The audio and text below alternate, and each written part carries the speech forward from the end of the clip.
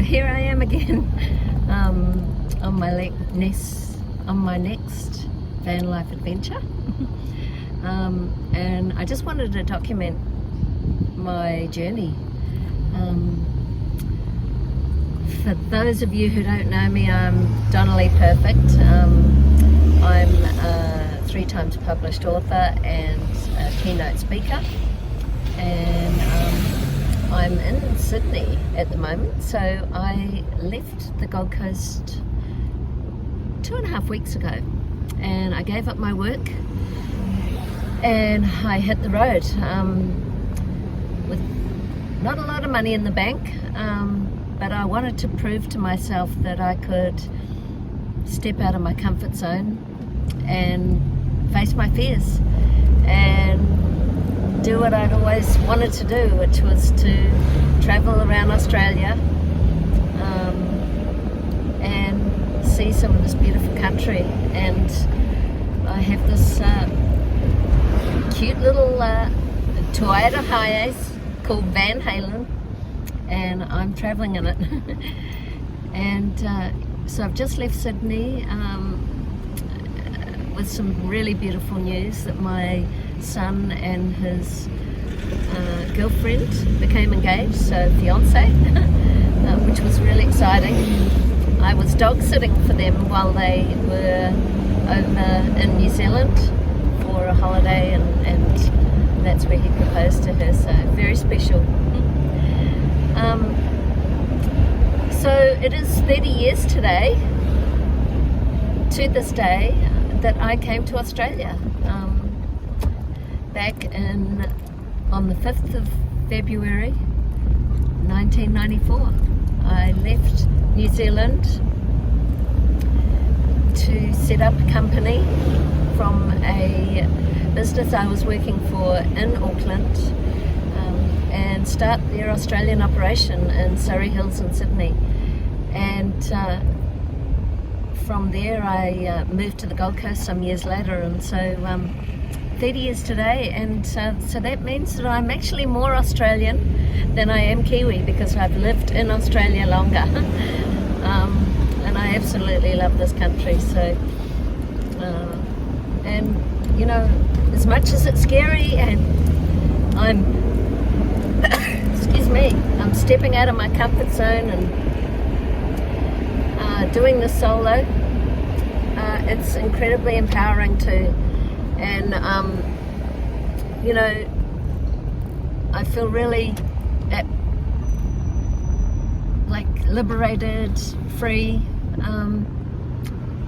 but my life wasn't always like that.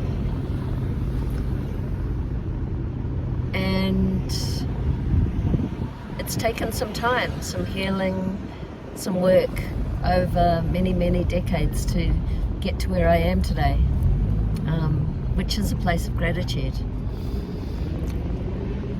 Because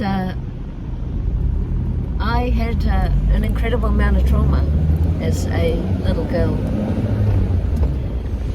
living in Auckland, New Zealand. I was the youngest of 5 siblings, and I thought we had a pretty normal family life. Dad was a telecommunications manager for a big company in New Zealand, and in fact he designed the first set of traffic lights in New Zealand. My mother was a nurse, and from a 7-year-old's perspective, life seemed to be pretty good. We'd go for camping trips together and with our extended family. We were very close to Mum's side of the family, and my aunties and uncles I was very close to. And we spent a lot of time camping, and I guess that's where my passion for travelling and doing, you know, like just getting out in nature and setting up a tent or living in a van is, I'm really comfortable with it. Brings back a lot of beautiful childhood memories. You know, just like any family, I guess, you're always faced with disagreements and arguments and so on, and there were the occasional ones. But I never recalled any physical violence or physical abuse in my parents' relationship. And so I was really completely devastated when I woke one morning, and I was only 7 years old, to hearing my mum screaming. And I jumped out of bed and ran to my door, and I saw my mum being chased down the hallway and the staircase by my father, and he had a knife. And of course we were all quite hysterical and wondering what was going on, and there was a lot of screaming and arguing and swearing, and my father was yelling, and as my mother reached the bottom of the staircase and the sliding door handle to try and escape, that's where my father drove the knife into her back. My siblings and I, we all witnessed this, and I was only 7 years old. My mum was stumbling down the side path to the front of the house, and she collapsed to the ground. I wasn't supposed to see or hear my mum take her last breath.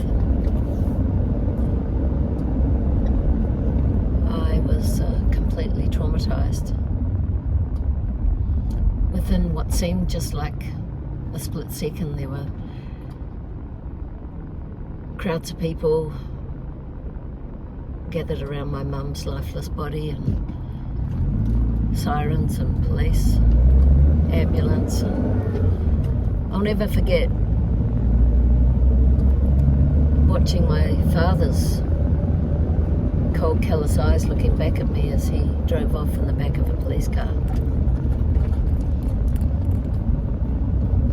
And that was a day that my life completely changed.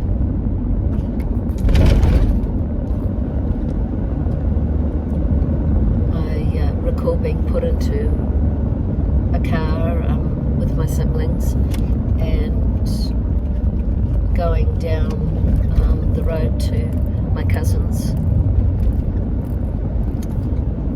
and sitting on the couch and listening on the radio to the news that my mother had been murdered. And it was the most surreal experience. It's just sitting there and hearing that news as a 7-year-old. But that was just the start of an ongoing decade of childhood trauma, and that's all for another day.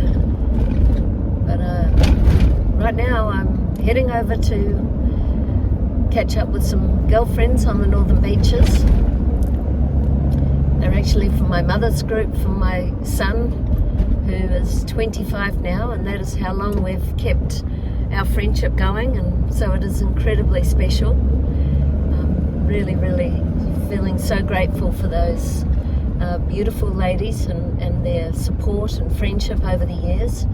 And we're going to catch up and spend some time together over the next week and have a bit of a reunion and catch up on each other's lives and just have a bit of fun before I start to head south. So today I'm just feeling so grateful for being in this beautiful country for 30 years. And till next time, that's Van Halen over and out.